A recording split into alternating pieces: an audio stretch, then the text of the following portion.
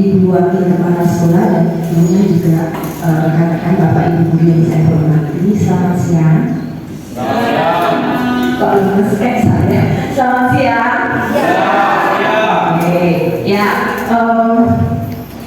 Baik, terima kasih Bapak untuk kesempatan yang diberikan kepada saya. Jadi hari ini tugas saya adalah menyebarkan pemahaman dan penerapan pengalaman tentang budaya positif. Jadi di program Guru Penggerak saat ini saya sedang belajar tentang budaya positif, dan terkait dengan hal tersebut saya harus membagikan pemahaman tentang budaya positif ini kepada rekan-rekan Bapak Ibu guru, sehingga untuk mungkin kurang lebih 60 menit ke depan saya minta waktunya untuk boleh berbagi tentang budaya positif ini. Sebelumnya saya juga sadar bahwa saya masih belajar, saya sendiri juga masih belajar karena materinya itu banyak sekali, sehingga saya di sini bukan maksud menggurui walaupun saya guru, tapi saya ingin belajar dan membagikan apa yang sudah saya pelajari, dan saya percaya banyak juga Bapak Ibu guru yang sudah belajar tentang hal ini, sudah banyak tahu tentang hal ini. Mari kita sama-sama belajar, mungkin nanti bisa saling melengkapi dan memberi masukan untuk saya pada khususnya. Oke, sebelum kita lanjut, biar semangat, biar fokus, kita tetap semangat ya. Oke, sambil duduk saja, tidak apa Bapak Ibu. Oke ya, tepuk semangat.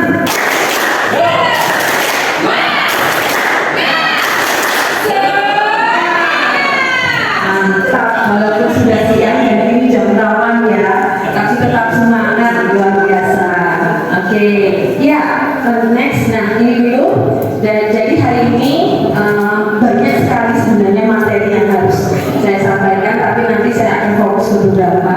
Hanya tetap harus saya sampaikan, ada konsep inti budaya positif itu nanti ada 9 yang harus disampaikan, yaitu perubahan paradigma belajar, disiplin positif, nilai-nilai kebajikan, motivasi perilaku manusia, posisi pelindung, keyakinan kelas dan segitiga restitusi. Seperti itu banyak sekali ya Bapak Ibu guru, tapi ya tetap harus saya sampaikan. Oke, lanjut. Nah, kita akan berubah. Kita akan belajar tentang perubahan paradigma belajar. Jadi sekarang saya akan meminta Bapak Ibu guru untuk melakukan kegiatan pematik yang namanya cobalah buka. Cobalah buka-buka apa ini? Nah, jadi nanti akan bermainnya berpasang-pasangan. Jadi nanti Bapak Ibu silakan salah satu akan mengepalkan tangan. Ya, ketika mengepalkan tangan ini kita berimajinasi seolah-olah di dalam tangan ini ada sesuatu yang sangat berharga, yang sangat penting untuk hidup kita. Ya, jadi gimana caranya kita mempertahankan apa yang sudah kita genggam ini, seperti itu. Nah, nanti lamanya atau teman satunya nanti akan berusaha untuk membuka kepalan tangan dari temannya tersebut, dari si A yang mengepalkan tangan, si B yang berusaha untuk membujuk, boleh dengan rayuan, boleh dengan iming-iming, atau mau dikasih apa, silakan. Kita coba praktek dulu. Kita beri waktu 1 menit, silakan Bapak Ibu yang bisa berpasangan, saling berpasangan untuk mencoba praktek mempertahankan kepalan tangannya. Ya. Nanti saya akan bertanya. Boleh berganti ya? Ya. Silakan nanti boleh berganti ya.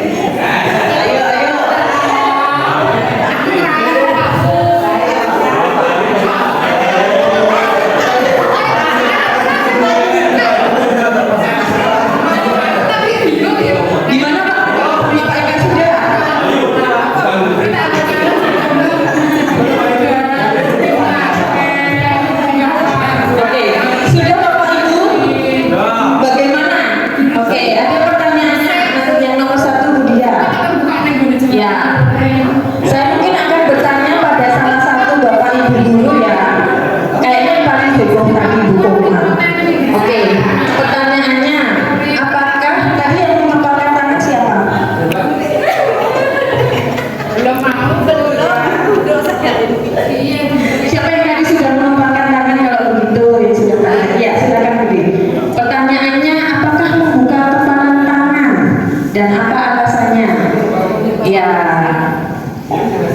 Kalau saya tadi mau dibuka sama Bu Ayu, saya nggak ngasih.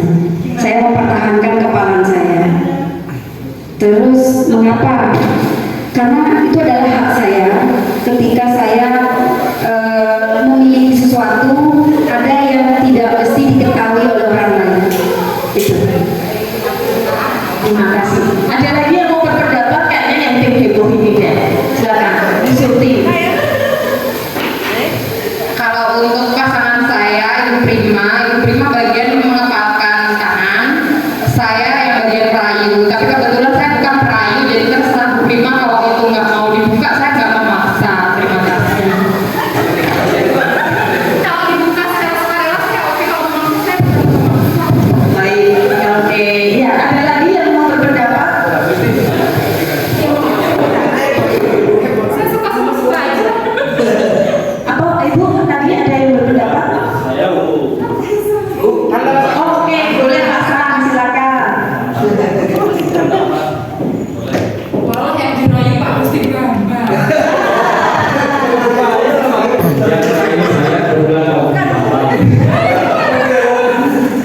karena saya membuka sekali kepala saya dilihat tadi terbuka sedikit, tidak semua saya buka. Artinya Pak Rusi Bambang harus berusaha dia untuk mengetahui apa sebenarnya isi dari kepala saya. Sesungguhnya kalau saya sih tergantung siapa yang merayu saya. Kalau yang merayu pas ya saya buka, kalau tidak ya saya pertahankan. Terima kasih ya Pak. Ya, jadi ada macam-macam ini ya, dapat jawabannya. Pendapat Ibu juga mau berpendapat? Mau. Monggo. Terima kasih kesempatannya Bu Febri. Tadi saya sudah berusaha sama Pak Pandey yang mengempalkan. Tapi saya sudah merayu dia permintaannya terlalu tinggi. Jadi, mintanya aku mau buka ini asal dikasih uang, malah aku udah guna. Iya, jadi berusaha ini ya, dirayu, dibujuk, tapi mintanya sesuatu supaya mau membuka seperti itu. Tapi permintaannya terlalu tinggi. Uang berapa juta Bu? Ya, karena dia minta nyawa, lebih baik saya mundur aja deh. Oke, iya, oke. Nah, sekarang berarti jawaban nomor 3. Kita menjawab pertanyaan nomor 3. Dalam kegiatan ini tadi sesungguhnya siapa yang memegang kendali atau kontrol untuk membuka atau menutup kepalan tangan? Berarti siapa? Iya. Berarti diri sendiri. Seperti tadi kalau mau dirayu sebagaimanapun, kalau kita nggak mau seperti kata Pak Sam, tergantung yang merayu ya. Kalau yang merayu istrinya mungkin langsung seperti itu.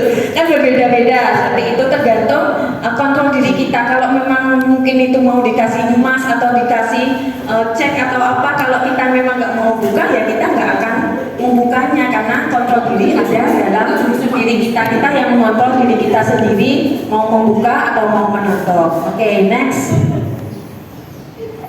Nah, Dr. William Glasser dalam choice theory meluruskan beberapa miskonsepsi tentang makna kontrol.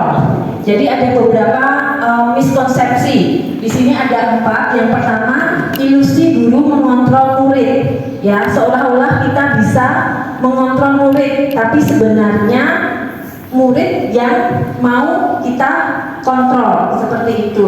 Jadi sebenarnya bukan hal yang baik juga ya, tidak seperti itu.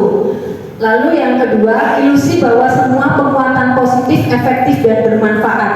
Mungkin dalam jangka pendek bisa bermanfaat, tapi dalam jangka panjang mungkin apresiasi atau penguatan positif itu malah bisa memberikan dampak yang tidak baik bagi murid.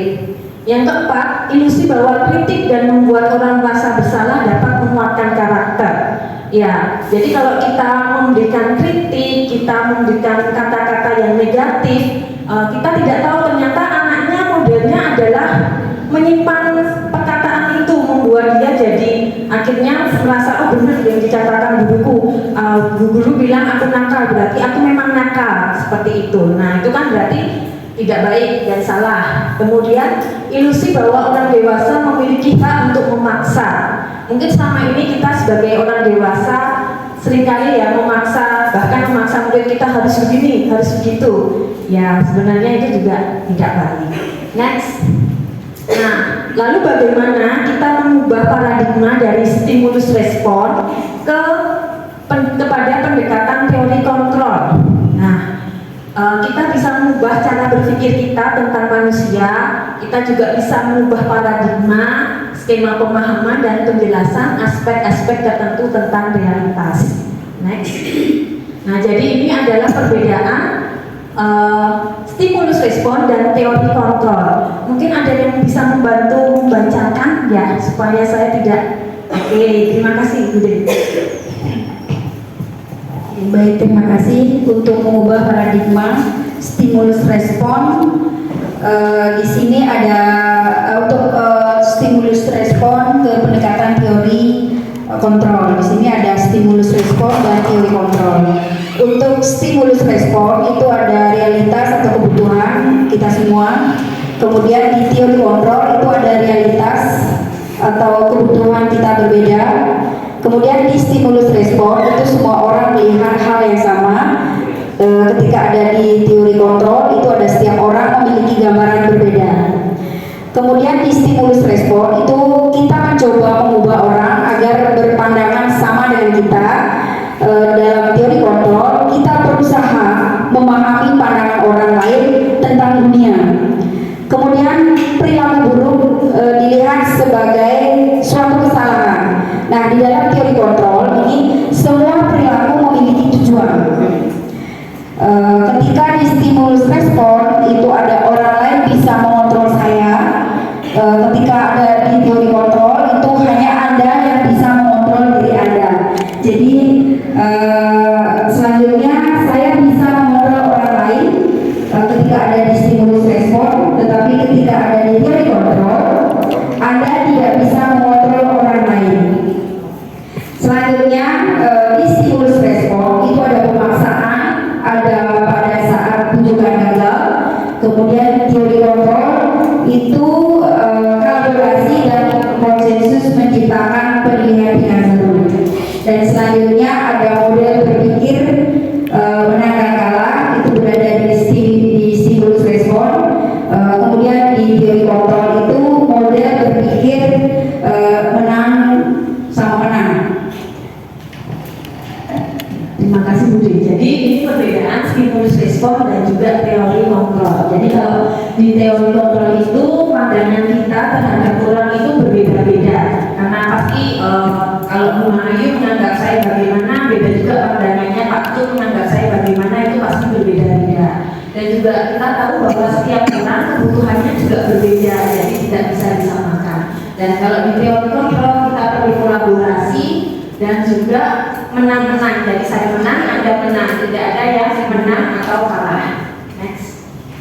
Ya, disiplin positif. Bapak Ibu saya ingin bertanya, kalau mendengar kata disiplin, apa yang biasanya terbesit dari benak Bapak Ibu? Kira-kira apa? Kalau mendengar kata disiplin, langsung pikirannya apa? Ada yang mau bantu jawab? Oke. Pak Tut. Waktu, oke. Siapa lagi yang mau menjawab? Disiplin On time. on time. Waktu on time. Ada lagi? Kalau kata disiplin, menyebut kata disiplin, yang kepikiran di kepala Bapak Ibu apa?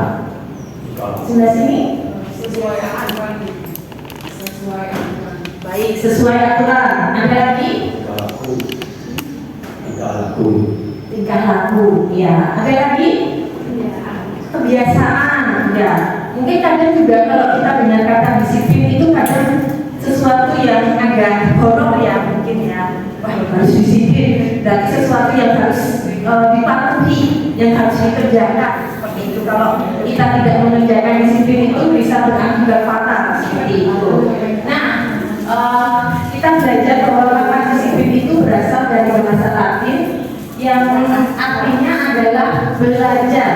Ya, disiplina yang artinya belajar.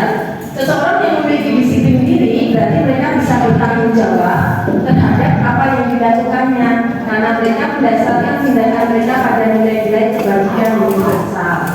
Jadi alangkah lebih baik kalau kita sudah punya disiplin itu dari diri kita sendiri, ya, motivasi yang internal. Sebagai pendidik, tujuan kita adalah menciptakan anak-anak yang memiliki disiplin diri sehingga mereka bisa berperilaku dengan mengacu pada nilai-nilai kebajikan universal dan memiliki motivasi intrinsik bukan ekstrinsik. Jadi harapannya ketika melakukan sesuatu itu bukan dari motivasi dari luar, tapi motivasi dari dalam diri. Dan memang tugas kita sebagai guru untuk bisa mendorong anak-anak menjadi anak-anak yang bertanggung jawab dan memiliki motivasi intrinsik. Next.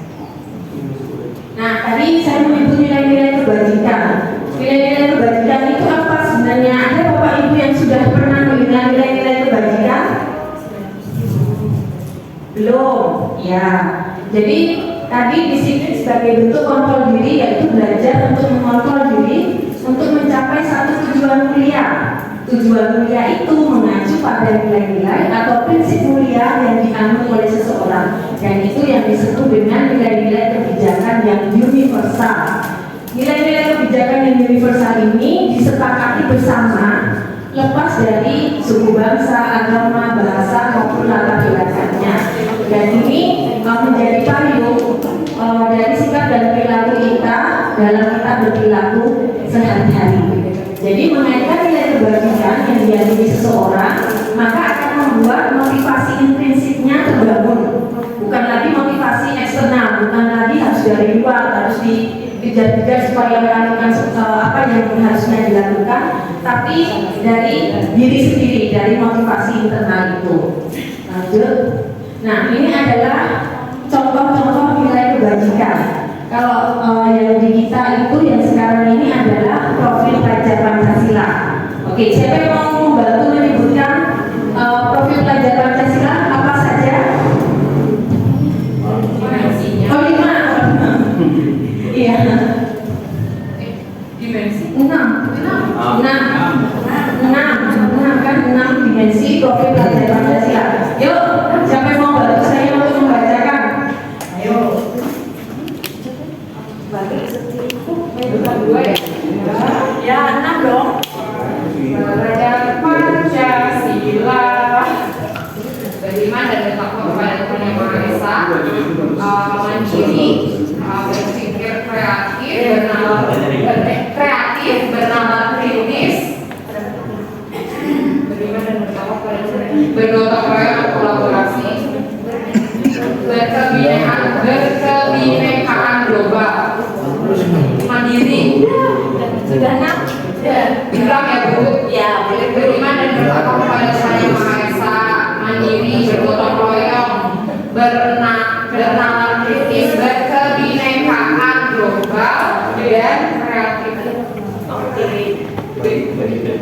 Terima kasih Bu Suti.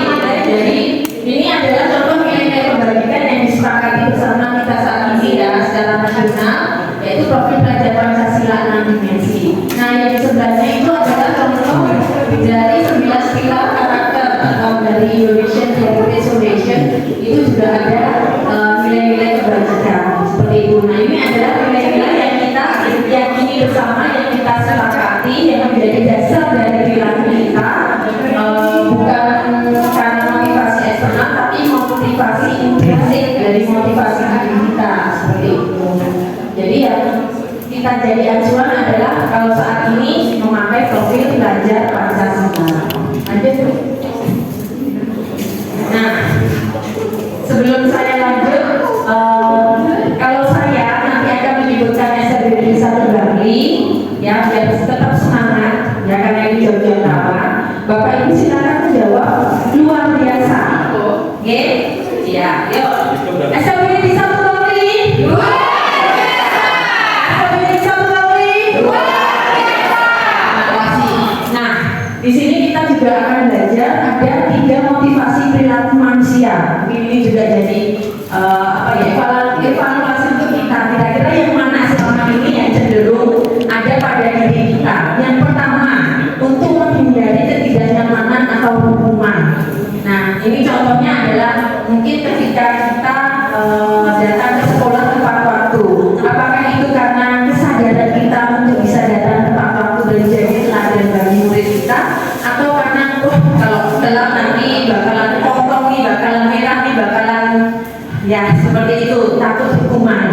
Itu untuk yang pertama, menghindari ketidaknyamanan atau hukuman, takut gajinya kepotong kalau terlambat terus. Yang kedua adalah untuk mendapatkan imbalan atau penghargaan dari orang lain. Jadi melakukan sesuatu, dia dapat ujian, dia dapat hadiah, dia nanti diapresiasi seperti itu. Nah, atau mungkin begini contohnya, kalau kita mengajar, saya harus mengajar totalitas nih, biar dilihat teman-teman itu loh, saya mengajarnya bagus, dia dapat ujian dari bapak kepala sekolah, dari teman-teman yang lain. Itu contohnya. Oke, yang ketiga adalah untuk menjadi orang yang mereka inginkan dan menghargai diri sendiri dengan nilai-nilai yang mereka percaya. Maksudnya jadi ini motivasinya itu dari dalam diri, menghargai diri sendiri dengan nilai-nilai yang sudah kita percaya. Jadi tidak ada paksaan dari orang lain, tidak takut terhadap hukuman atau tidak semata-mata demi imbalan, tapi karena kita yakin bahwa kita harus melakukan ini. Jadi ini motivasi intrinsik. Kalau yang nomor 1 dan 2 itu motivasi eksternal. Kalau yang nomor 3 itu motivasi intrinsik. Nah, sekarang saya coba mau bertanya nih, kalau Bapak Ibu dulu motivasinya Ketiga-tiganya. kalau Bu Jum ketiga-tiganya. Jadi 1, 2, 3 ada semuanya. Kadang-kadang yang 1, 2, 3 Hukuman dia malu. terus Untuk mendapatkan imbalan dan penghargaan dari orang lain, ya pasti karena kita punya atasan. oke.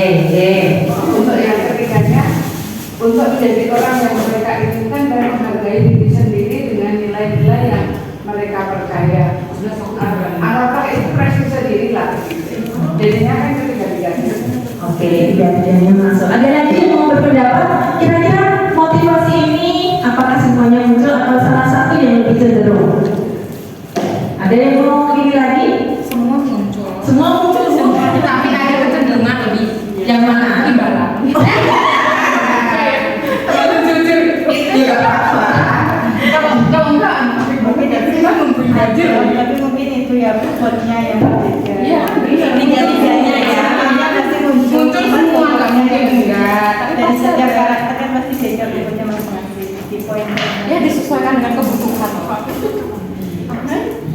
Baik, berarti memang ada Kasih mandi seperti itu. Mana yang Itu lima? beda berprima.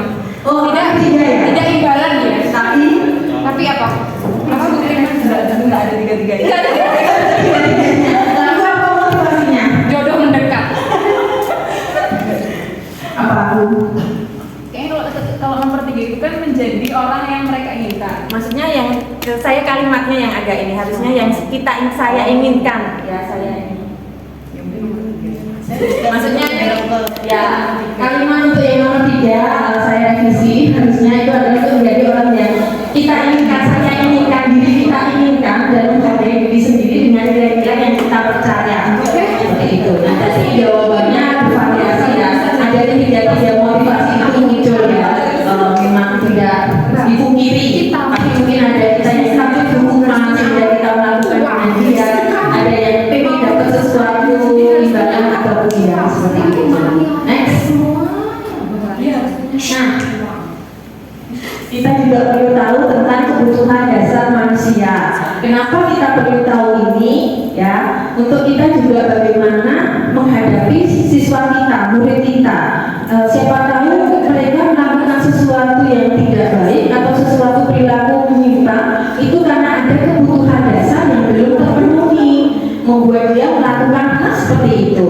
Nah, jadi kebutuhan dasar manusia adalah seluruh tindakan manusia yang memiliki tujuan tertentu. Semua yang kita lakukan adalah usaha terbaik kita untuk mendapatkan apa yang kita inginkan. Ketika kita mendapatkan apa yang kita inginkan, sebetulnya itu kita sudah memenuhi satu atau lebih dari kebutuhan dasar kita. Sebelum next, siapa yang tahu atau Bapak Ibu mungkin ada yang tahu kebutuhan dasar manusia itu apa saja? Ini dicintai. Ingin dicintai, betul sekali ya Bu ya. Kalau sendiri, kok rasanya sendiri banget. Ingin dicintai, setuju sekali. Ada lagi kebutuhan dasar manusia. Sandang pangan pakan. Sandang pangan papan. Betul sekali.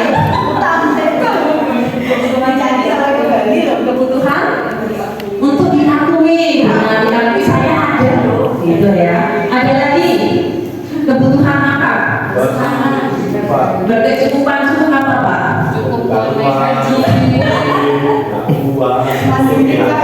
Oh, semuanya. Tapi kecukupan ya.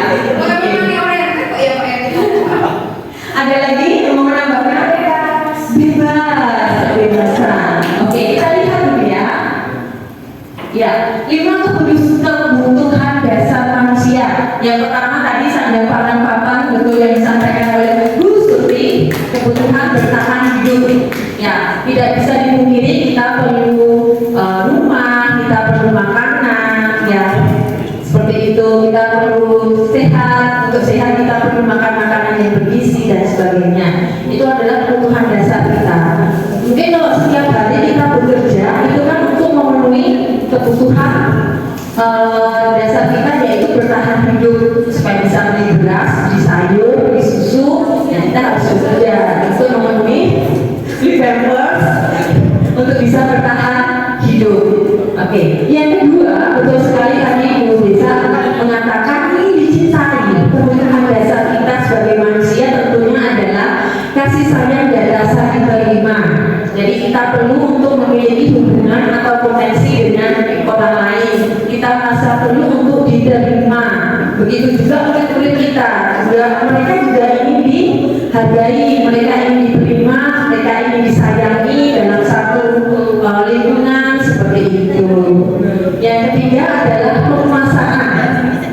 Nah, kalau penguasaan di sini adalah keinginan untuk diakui, ya, untuk mencapai sesuatu, untuk diakui atas kemampuannya, atas keterampilan yang dimiliki. Itu wajar kalau kita tadi kata begitu, ya kan, punya atasan pengen diakui juga ya Bu ya, kinerjanya dalam mengajar seperti itu. Yang keempat adalah kesenangan, ya. Kebutuhan dasar hidup kita juga senang. Kita perlu bersenang-senang, kita perlu refreshing, bermain, kita perlu tertawa. Jadi tidak ada salahnya kalau kita juga menyempatkan waktu untuk nonton, jalan-jalan, untuk bercanda dengan teman, karena kita juga perlu kesenangan. Betul tidak? Iya. Butuh apa semuanya? Ya, mungkin nanti bisa dari satu sekolah ya. Oke. Piknik ya. Oke. Yang kelima adalah kebebasan. Kebutuhan dasar kita yaitu kebebasan. Kita perlu untuk mandiri, kita perlu otonomi dan juga mampu memilih, ya, mengendalikan arah hidup seseorang. Kita mampu memilih sesuatu yang kita miliki, yang kita inginkan, kita bebas memilih.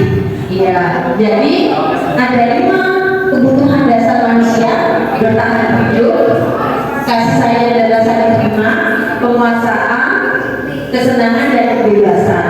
Kita sebagai manusia pasti memiliki ini, dan anak didik kita, siswa-siswa kita pasti juga memiliki hal yang sama. Dan siapa tahu selama ini mereka memiliki kecenderungan perilaku yang mengganggu seperti itu karena ada kebutuhan dasar mereka yang tidak terpenuhi. Contohnya adalah kalau salah satunya mungkin adik-adik, ya, itu kan kadang suka mengambil makanan, meminta. Itu karena dia tidak dibawakan bekal, jadi muncul perilaku seperti itu, meminta dan agak untuk bertahan hidup. Betul, itu karena kebutuhan bertahan hidupnya belum terpenuhi. Jadi bagaimana usaha dia untuk bisa bertahan hidup di sekolah seperti itu. Iya, oke. Kalau kesenangan, nah mungkin anak-anak juga senang kalau kita beri kesempatan bermain. Karena apalagi kalau istirahat, pasti anak-anak akan sangat merasa senang daripada hanya seharian kita taruh di ruang kelas. Kalau sudah kita waktunya istirahat, pasti mereka akan senang karena di situ mereka bisa bermain, mereka bisa bercengkrama dengan teman-temannya, ada apa ya, kesenangan seperti itu. Baik, lanjut Bu Dia. Nah,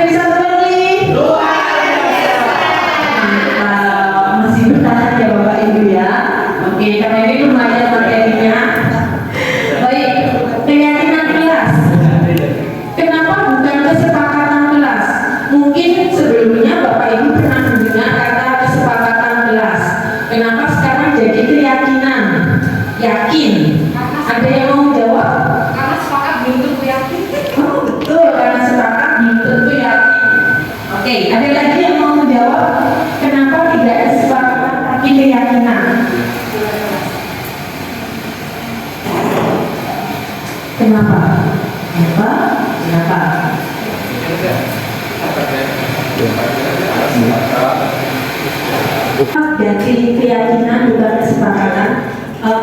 Yang dikatakan Bu Suti tadi betul. Jadi kalau hanya kesepakatan itu kan seperti aturan ya, aturan yang tertulis ya, atau bisa aturan yang bisa. Tapi kalau keyakinan dan kita sama-sama sudah meyakini apa yang nilai-nilai kebajikan universal yang sudah disepakati, itu akan berbeda ketika kita melakukannya, itu motivasinya berbeda begitu. Jadi nilai-nilai kebajikan yang universal yang disepakati secara tersirat dan tersurat lepas dari latar belakang suku, negara, bahasa maupun agama, itu yang dijadikan sebagai keyakinan kelas kita. Nah, seseorang akan lebih tergerak, akan lebih bersemangat melakukan keyakinan, ya, melakukan keyakinan daripada hanya mengikuti kesepakatan atau aturan yang secara lisan atau tertulis itu tadi. Jadi kalau keyakinan kelas itu lebih ke motivasi intrinsik seperti itu. Lanjut Bu. Nah, di sini kita juga saya akan membagikan tentang membentuk keyakinan kelas. Apakah di kelas Bapak Ibu ada yang pernah membuat kesepakatan kelas atau mungkin keyakinan kelas? Pernah? Apa Bu? Oke, mungkin pernah kesepakatan kelas atau keyakinan kelas? Pernah. Saya awal semester pernah membuat kesepakatan kelas sendiri. Jadi kesepakatan itu ada saling menghormati, kemudian menjaga kebersihan, disiplin dan tepat waktu, kemudian selalu jujur, berbicara sopan dan saling tolong. Terima kasih. Terima kasih, berarti sudah. Berarti mungkin di kelas Bapak yang lain yang sudah pernah membuat kelas. Sudah Pak? Sudah, ya, di kelas saya pun juga sudah. Nah, kita akan lihat kembali ya, kalau keyakinan kelas itu seperti apa. Nah, keyakinan kelas itu lebih bersifat abstrak daripada peraturan yang lebih rinci dan konkret. Kemudian keyakinan kelas berupa pernyataan-pernyataan yang universal. Pernyataan keyakinan kelas senantiasa dibuat dalam bentuk positif, jadi kalimatnya positif, tidak menggunakan kata yang negatif. Kalau sebelumnya kita cenderung tidak boleh membuang sampah sembarangan. Nah, di keyakinan kelas kita menggunakan kalimat yang positif, bukan kalimat yang negatif. Nah, keyakinan kelas juga tidak boleh terlalu banyak. Kalau terlalu banyak nanti bingung ya. Jadi kita buat secukupnya sehingga mudah diingat dan dipahami oleh semua warga kelas kita, terutama kita yang ada di sekolah luar biasa ini. Untuk apa ya?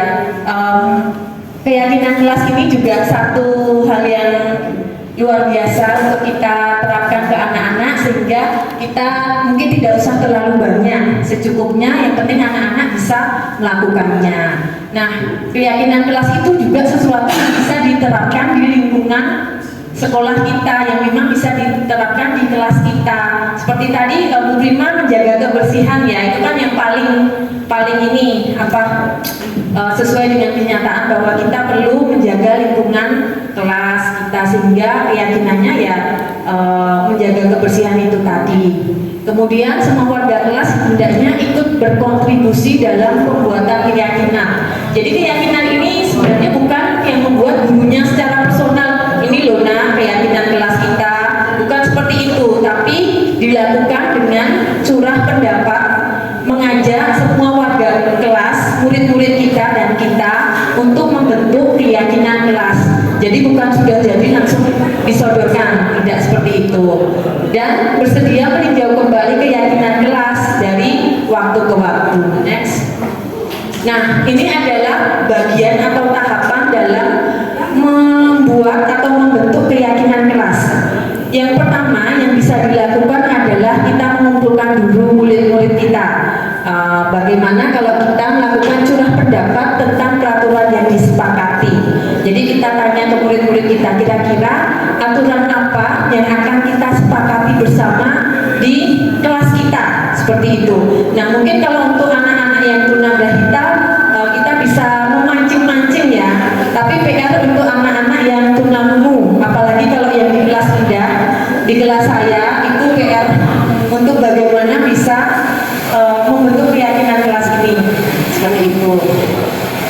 Ya, tadi sudah melakukan curah pendapat, meminta pendapat dari murid-murid kita, kira-kira aturan apa yang akan kita sepakati bersama. Jangan sampai itu hanya aturan yang disepakati kita sebagai guru.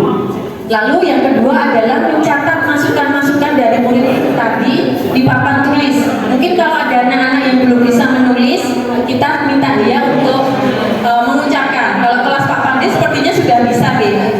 Tinggal ini mengucapkan, nanti Pak Pandi yang bantu menuliskan, seperti itu. Lalu menyusun keyakinan kelas menjadi pembentukan keyakinan sekolah atau kelas. Yang keempat, mengganti kata-kata negatif. Kalau tadi mungkin anak-anak mengatakannya tidak buang sampah sembarangan, tidak ramai, tidak mengganggu teman. Nah, kalimat yang negatif itu kita ubah menjadi kalimat yang positif. Oke, seperti itu. Kemudian tinjau kembali daftar curah pendapat yang sudah dicatat, apa saja tadi yang sudah ungkapkan oleh anak-anak yang sudah jadi positif itu tadi apa. Setelah itu ditinjau lagi, kalau sudah disepakati, ditanda tangan oleh semuanya, kemudian keyakinan kelas itu akan dipasang di dinding kelas. Jadi biar setiap hari anak-anak tahu, oh ya keyakinan kelasnya ini, saya harus mematuhi, seperti itu. Ya, lanjut. Nah, ini adalah contoh keyakinan kelas. Jadi di sini tidak ada kalimat yang negatif. Oke, ada yang mau bantu saya untuk membacakan keyakinan kelas? Salah satu keyakinan kelas 1, kelas 5 atau kelas 7 boleh? Supaya teman-teman juga tahu.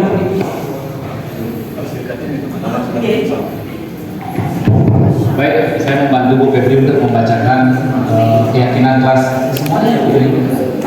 ya, keyakinan kelas 1 ya. Yang pertama, setiap anggota kelas perlu belajar. Yang kedua, setiap anggota kelas perlu senang. Terus yang ketiga, setiap anggota kelas perlu melakukan tugas. Yang selanjutnya, setiap anggota kelas perlu saling menghargai. Dan terakhir, setiap anggota kelas perlu merasa aman. Terima kasih Bu Febri. Terima kasih Pak atas bantuannya. Jadi ini contoh keyakinan kelas. Jadi sudah tidak ada kalimat-kalimat negatif. Tadi di kesepakatan yang dibacakan oleh Bu Prima juga sudah tidak ada kalimat negatif ya. Itu sudah, asal itu disepakati oleh semua murid di kelas tersebut, itu sudah bisa jadi keyakinan kelas. Seperti itu. Kalau pakai kalimat tidak, karena murid bisa kritis, jadi kalau tidak, kenapa tidak boleh? Kenapa tidak? Tidak boleh. Sebaiknya Oke, iya. Jadi nanti menuju ke keyakinan atau nilai-nilai kebajikan yang kita sepakati. Contohnya, setiap anggota perlu melakukan tugas. Berarti kita tidak boleh tidak mengerjakan tugas. Umpamanya tugas kita di kelas untuk murid-murid membersihkan kelas, kemudian mengerjakan PR, seperti itu. Kalau setiap anggota kelas perlu saling menghargai, yang harusnya dilakukan anak-anak adalah menghargai temannya, bersikap baik dengan temannya. Yang tidak boleh adalah mengganggu, mengejek, atau memukul temannya. Ya, kalau itu dilakukan berarti belum menghargai teman, seperti itu. Oke, ya. Ada yang ditanyakan tentang keyakinan kelas? Di sini saya juga masih belajar ya Bapak Ibu. Saya juga ingin menerapkannya di kelas saya, tapi menunggu timingnya karena minggu-minggu ini murid saya tidak jarang masuk, jadi hanya sedikit, ya. Jadi mungkin tadi masukan dari Bu Desa, kita bisa juga menyertakan orang tua untuk membuat keyakinan kelas ini, karena seperti yang kita ketahui bahwa murid kita berkebutuhan khusus. Kalau kita hanya mengandalkan dengan murid, kayaknya nggak jadi-jadi itu nanti keyakinan kelas. Jadi mungkin kita perlu kerjasama, kolaborasi dengan orang tua murid kita. Jadi ya, terima kasih masukannya Bu Desa. Nanti kedepannya saya juga akan menyertakan orang tua sehingga keyakinan kelas itu bentuk dari kolaborasi juga guru dan orang tua untuk nanti disepakati bersama, dilakukan bersama, seperti itu. Kira-kira nanti Bapak Ibu bisa lakukannya juga? Ya, nanti belajar ya. Nanti belajar bersama-sama Bapak Ibu, saya sendiri juga masih belajar. Oke, lanjut. Nah, sekarang kita akan belajar tentang 5 posisi kontrol dulu. Tapi sebelum lanjut, SMP Negeri 1 Bangli? SMP Negeri 1 Bangli? Iya, sebelum kita masuk 5 posisi kontrol dulu, Bapak Ibu memandang Bapak Ibu sendiri itu sebagai guru yang bagaimana? Sekarang itu menurut Bapak Ibu guru yang bagaimana? Guru yang empati. Guru yang empati. Bu Desa memandang dirinya adalah guru yang empati. Apalagi kita mengajar di sekolah luar biasa ya, jadi harus empatinya harus tinggi. Apalagi guru yang menuntun supaya ke jalan yang benar, bukan ke jurang ya Pak ya. Ya, Bu Fima, guru yang stok sabarnya banyak. Betul sekali ya. Iya. Yang stok sabarnya tidak ada habisnya. Kalau Pak Jaya guru yang bagaimana menurut Pak Jaya? Berani dan setia.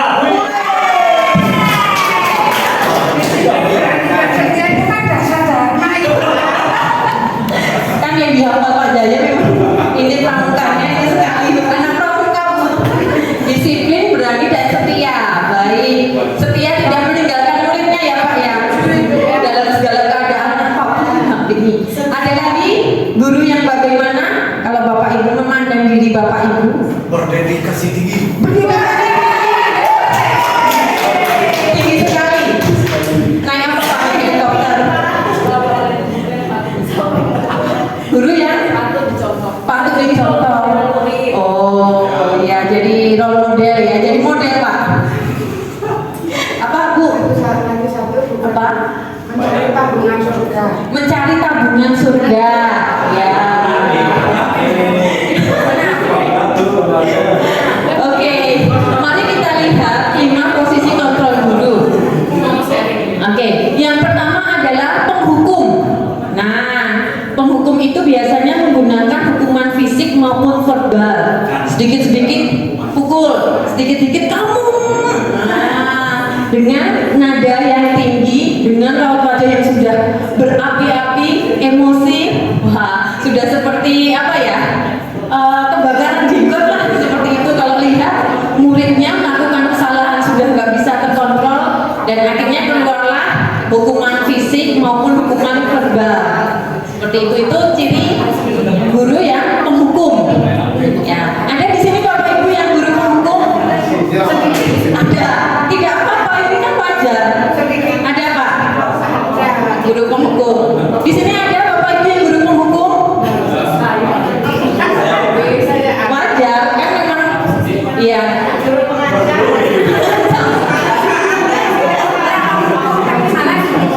Malah dikit.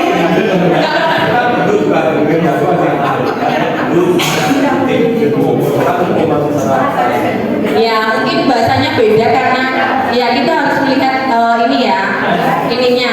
Tapi memang sebenarnya dihukum itu nggak boleh seperti itu. Harus kembali lagi. Ya bukan sampai ketukan ya Pak ya. Nanti anaknya nggak masuk. Baik. Yang kedua adalah pembuat rasa bersalah. Jadi guru yang ini adalah membuat orang lain merasa tidak nyaman, bersalah atau rendah diri. Kata-kata yang keluar itu membuat murid berbelas kasihan kepada kita. Begitu.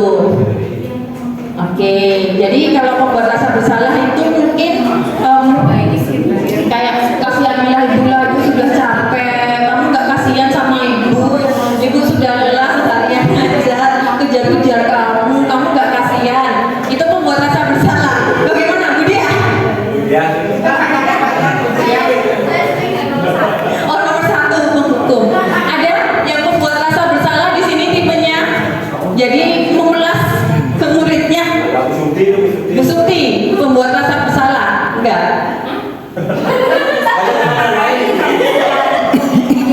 Bullying. Berapa kali kamu sudah membuli?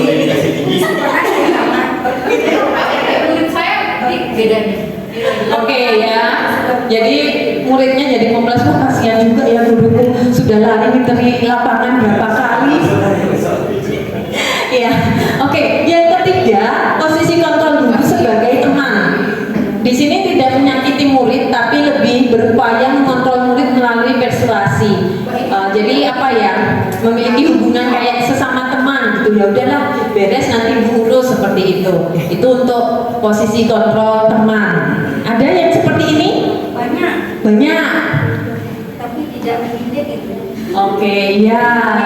Karena Dia itu mau lakukan ketika ada kita. kalau nggak ada kita, Karena kita lagi. nah seperti itu. Jadi mau nurutnya kalau sama kita, kalau sama orang lain belum tentu nurut seperti itu. Begitu. Yang keempat adalah guru pemantau. Di sini bawa kekeran, oh enggak? Ya, bawa kekeran. Ya, kalau posisi pemantau ini biasanya guru yang selalu ingat akan peraturan dan konsekuensinya.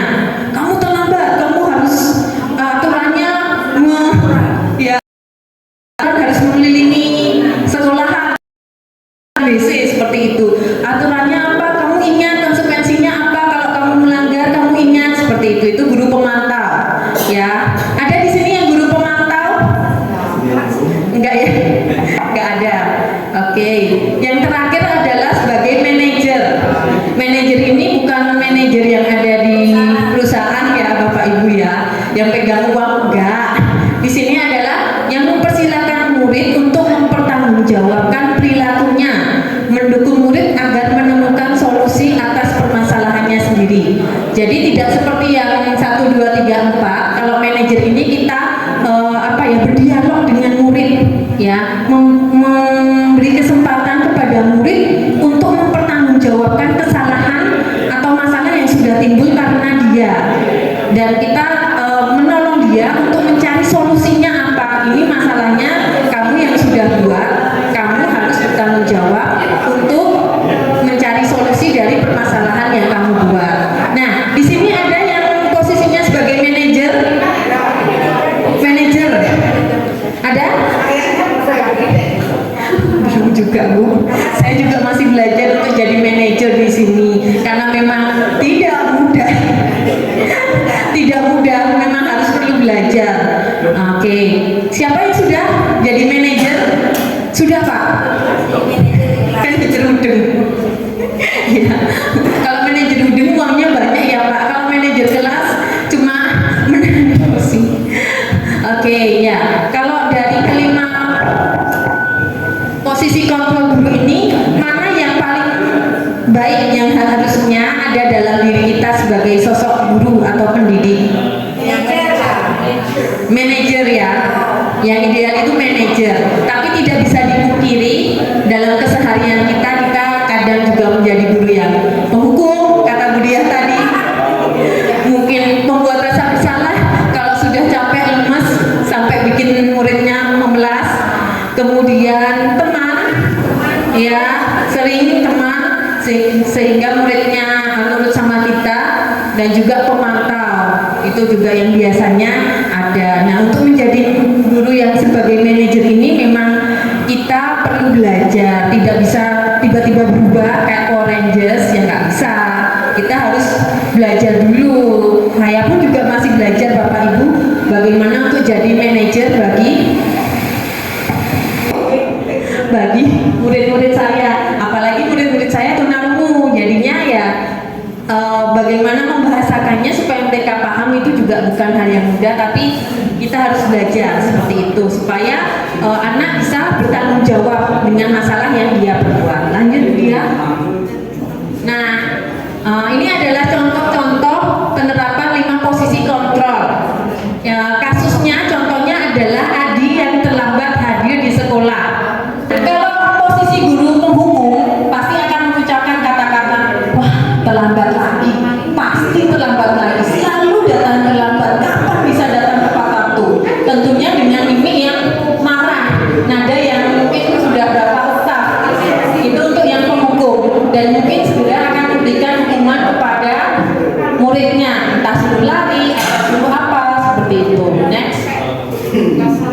Kalau pembuat rasa bersalah itu akan mengucapkan kalimat-kalimat yang berbelas kasih ya.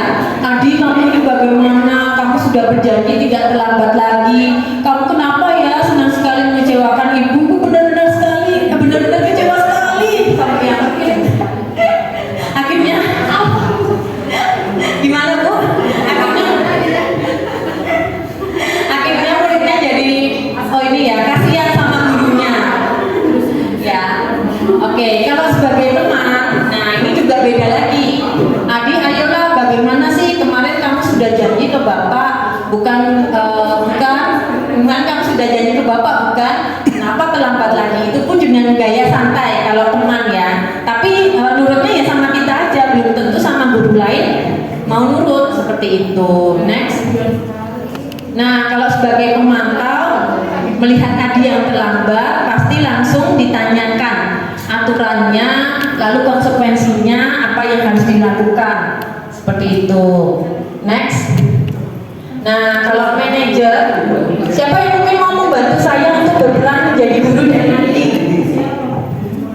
Guru dan Adi. Pak Adi deh. Minta tolong Pak Adi. Siapa yang mau jadi gurunya? Boleh. Ayu. Yuk coba yuk kita praktek baca. Ini saja baca, boleh sambil duduk. Asal jangan sambil lari aja, nanti capek. Yang jadi guru siapa? Komanayu.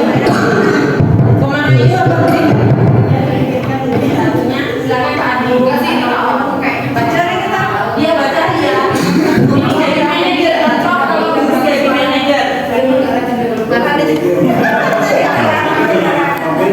Nadanya data ya sebagai manajer. Itu nadanya data. Lebih bijak, keluarkan aura bijaknya ke depan lah. Apa? Ya Adi. Apakah jam berapa sekolah dimulai? Marah ya? Enggak marah. Jadi kalau manajer itu lebih bijak auranya ya.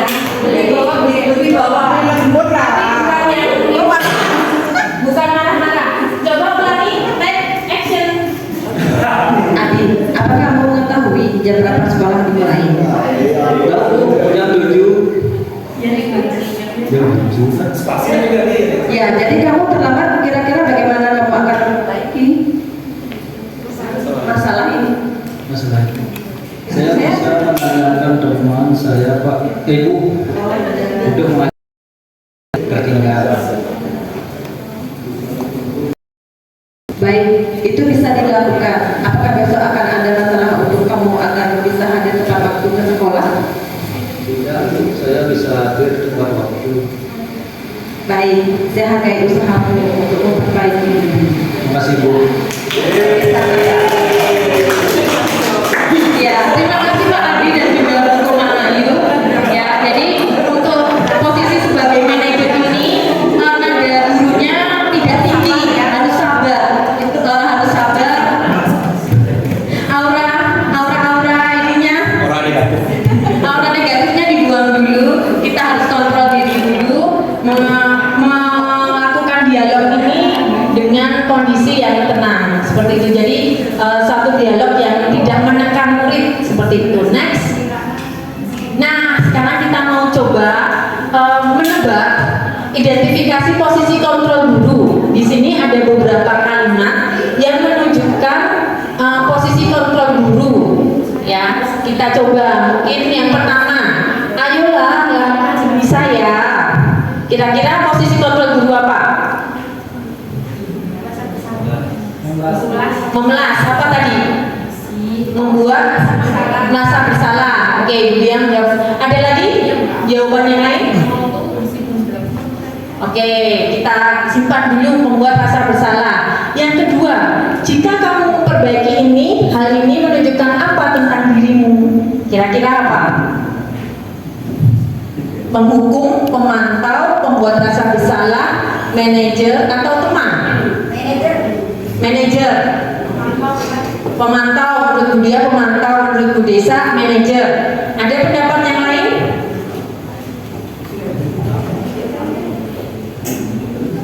Oke, kita simpan dulu jawabannya. Yang ketiga, apa yang telah kamu lakukan? Kira-kira posisi Manajer, ada lagi pendapat yang lain? Oke, kita buka jawabannya kemudian. Ya, kalau yang atas, ayo lakukan demi saya, itu teman. Ya, ayo demi saya lakukanlah. Kalau yang kedua, jika kamu memperbaiki ini, hal ini menunjukkan apa tentang dirimu, itu manajer. Manajer. Kalau yang ketiga, apa yang telah kamu lakukan, itu pemantau. Oke, next. Ya. Oke, masih ada 3. Yang pertama, pasti selalu yang terakhir selesai. Kira-kira apa? Pemantau menurut Bu Komang ya? Iya, pemantau. Ada lagi, menurut Pak Tut apa?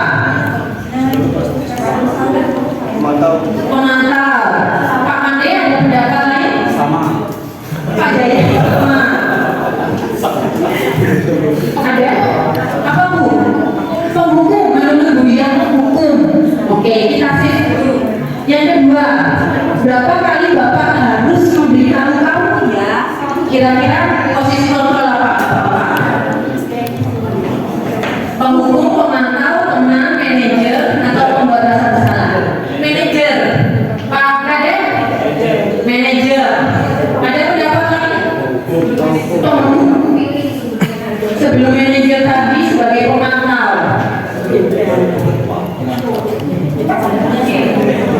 Kita save dulu. Yang ketiga, ya sudah, kali ini tidak apa-apa, nanti Ibu bantu bereskan. Manajer, teman, ada lagi pendapat yang lain? Teman. Teman, apa? Teman. Teman. Oke, kita buka kemudian jawabannya adalah ya. Yang pertama penghukum kemudian 100 ya. Yang kedua pembuat rasa bersalah. Dan yang ketiga adalah teman. Oke. Jadi kita tadi belajar juga bahwa posisi kontrol kita sebagai seorang guru itu ada di mana selama ini. Apakah penghukum, apakah pemantau, sebagai teman, pembuat rasa bersalah, atau sudah menjadi manajer. Itu menjadi refleksi kita. Oke, next. Nah, sekarang kita masuk segitiga restitusi. Materinya juga lumayan Bapak Ibu. Sebelum kita lanjut, kita dulu. Minum dulu boleh, silakan minum dulu. Minum dulu boleh ya. Oke, asal minum di satu kali. Asal minum di satu kali. Baik, siapa mungkin Bapak Ibu ada yang sudah pernah mendengar segitiga restitusi? Segitiga bermuda, Segitiga bermuda. Ada Bapak Ibu yang pernah mendengar segitiga restitusi? Belum ya? Jadi ini adalah segitiga restitusi, yaitu proses dialog yang dijalankan oleh guru atau orang tua agar dapat menghasilkan murid yang mandiri dan bertanggung jawab. Jadi bukan untuk menghakimi, menyalahkan murid, tapi untuk membentuk murid menjadi anak yang mandiri dan bertanggung jawab, mengembangkan motivasi intrinsik, ya, sehingga peranan nilai-nilai kebaikan itu berkembang menjadi kebiasaan positif dan membentuk karakter murid. Jadi supaya motivasi intrinsiknya itu keluar. Oke, ini adalah segitiga restitusi. Tahapannya yang pertama adalah menstabilkan identitas. Yang kedua, validasi tindakan yang salah. Dan yang ketiga adalah menanyakan keyakinan. Next. Nah, tahapannya ada 3. Yang pertama yang harus kita lakukan adalah menstabilkan identitas. Tujuannya untuk mengubah identitas anak dari orang gagal yang melakukan kesalahan menjadi orang yang sukses. Ingin anak bisa reflektif melalui kalimat-kalimat pertanyaan yang kita ajukan. Oke, saya mau cari volunteer lagi. Siapa yang mau membacakan kalimat-kalimat apa yang biasanya keluar ketika menstabilkan identitas? Ada Bapak Ibu yang bersedia?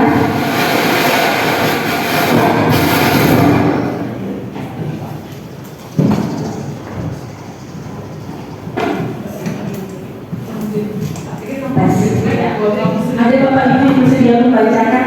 Ya, saya berdapat dulu.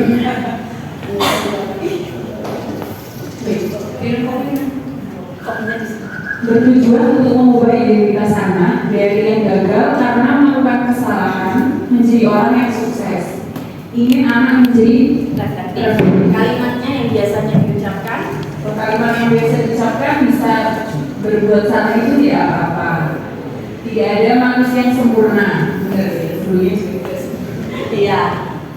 Saya juga pernah melakukan kesalahan seperti itu.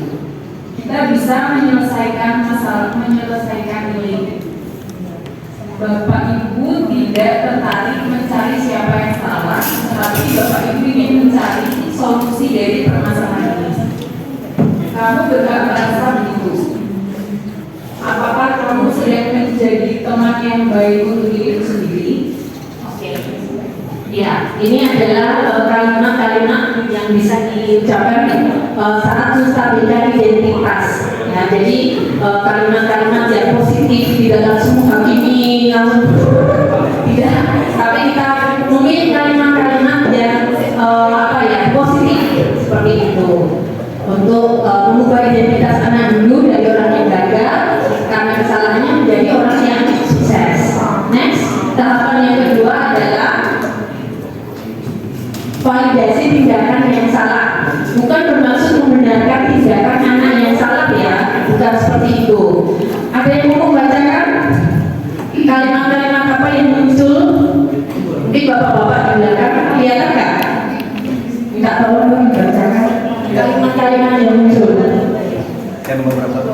Itu padahal Padahal kamu bisa melakukan yang lebih buruk dari ini ya. Kedua, kamu pasti punya alasan mengapa melakukan hal itu. Tiga, kamu patut bangga pada diri sendiri karena kamu telah melindungi sesuatu yang penting buatmu. Keempat, kamu boleh mempertahankan sikap itu, tapi kamu harus menambahkan sikap yang baru.